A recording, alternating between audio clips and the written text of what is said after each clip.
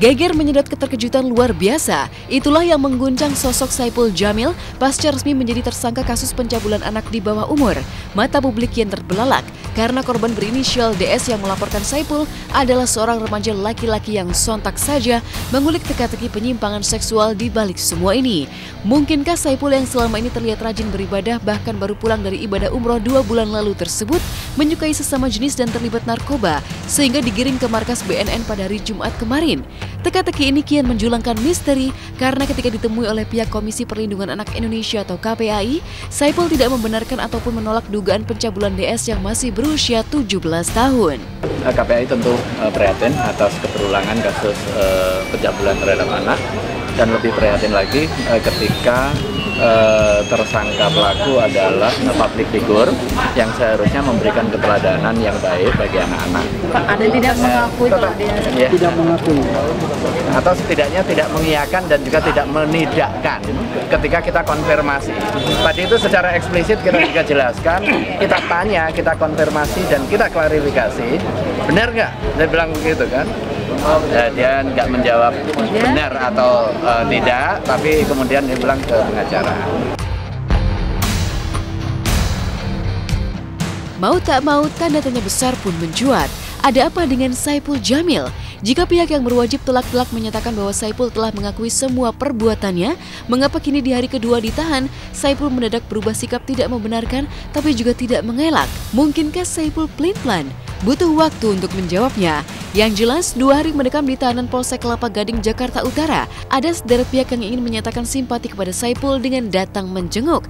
Salah satunya Atik Sudiyati, ibunda almarhum Virginia Anggraini, sang mantan mertua, yang tak percaya jika Saipul mampu melakukan perbuatan terlarang, apalagi mencabuli seorang anak laki-laki di bawah umur.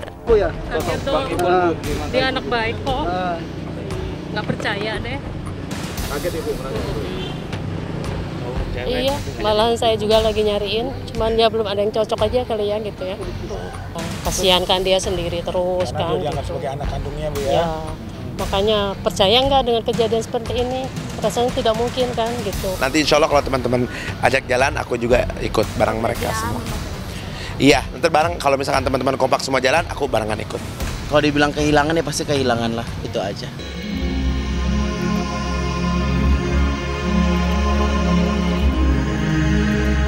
Uniknya senada dengan sang mantan mertua, Sumarni, ibu angkat Saipul Jamil pun mengutas keterkejutan luar biasa atas ditahannya Saipul akibat kasus pencabulan. Pasalnya wanita yang dikenal dekat dengan Saipul ini mengungkap bahwa keseharian Saipul di rumah yang pada hari Kamis malam kemarin menjadi tempat olah TKP atau tempat kejadian perkara oleh polisi justru jauh dari nuansa asusila.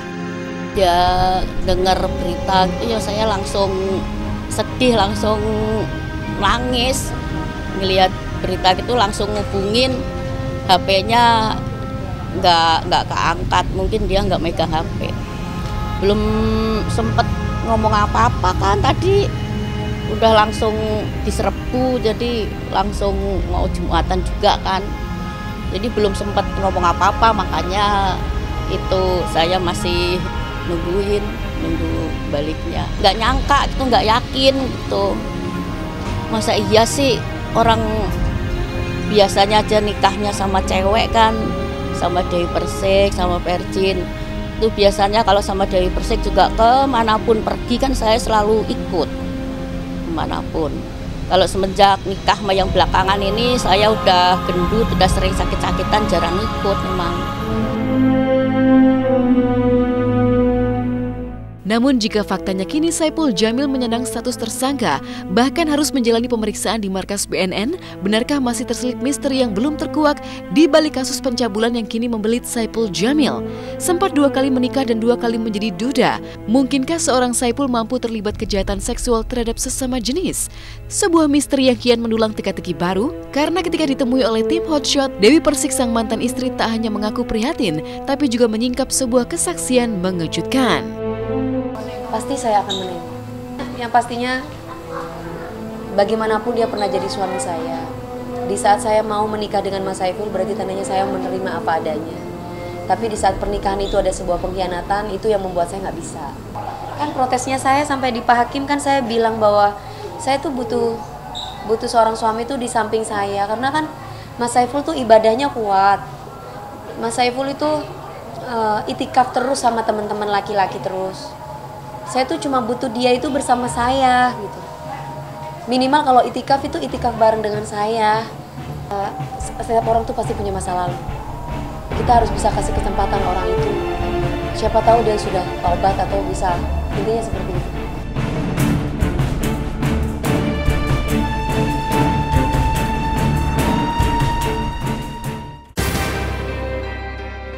Menjadi pejabat baru kabarnya menyisakan momen mengejutkan sekaligus unik bagi Pasha, sang vokalis band Ungu. Menjabat sebagai wakil wali kota Palu, Sulawesi, kini Pasha harus terbiasa menjalani protokoler yang jauh dari kehidupan anak band yang konon lebih santai. Nah, bagaimanakah hari-hari Pasha sebagai pejabat baru? Benarkah ia sempat kerepotan, bahkan mengalami insiden emosional saat pertama kali memimpin upacara? Simak berita lengkapnya hanya di Hot Shot sesaat lagi.